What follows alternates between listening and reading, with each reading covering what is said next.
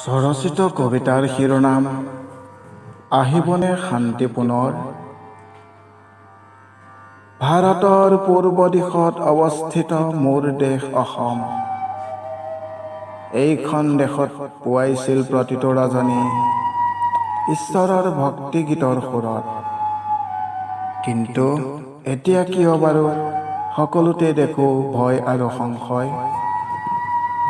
নিতৌ খবৰ কাকতত যি লিখি থাকে হিংসা আৰু সন্ত্ৰাসৰহে খবৰ।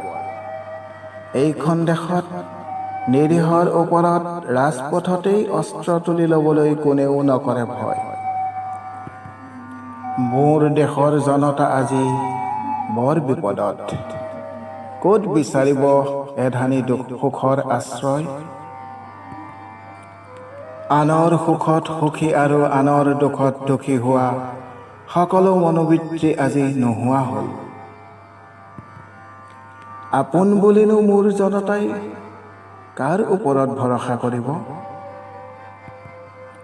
এইখন দেশতেই নাৰীক দেৱীৰূপে পূজা কৰা হয়, কিন্তু প্ৰতিদিনেই বিভিন্ন অজুহাতত এইখন দেশতেই নাৰীয়ে নিৰ্যাতিত হয়। আহিবনে ঘূৰি কেতিয়াবা সেই সোণালী অতীত, ঘৰে ঘৰে শান্তিৰ বাণী বিলাই নিজৰ ঠাইত জনতাই বিচৰণ কৰিবলৈ। কেতিয়া মুক্ত হ'ব বুকু কঁপি উঠা সংশয়ৰ পৰা মোৰ দেশৰ কিশোৰ কিশোৰীহঁত। পাৰিবনে কণমানিটিয়ে মুক্ত মনেৰে চোতালত উমলিব। আইৰ নিচুকনি গীত শুনি পাৰিবনে কণমানিটিয়ে নিৰ্ভয়ে টোপনি যাব। আহিব জানো সেই দিন ঘূৰি পুনৰ। এতিয়া জনতাৰ ভৰসা কেৱল নেদেখা জন।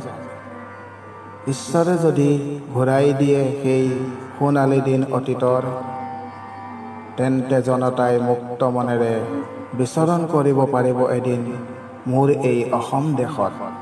ধন্যবাদ।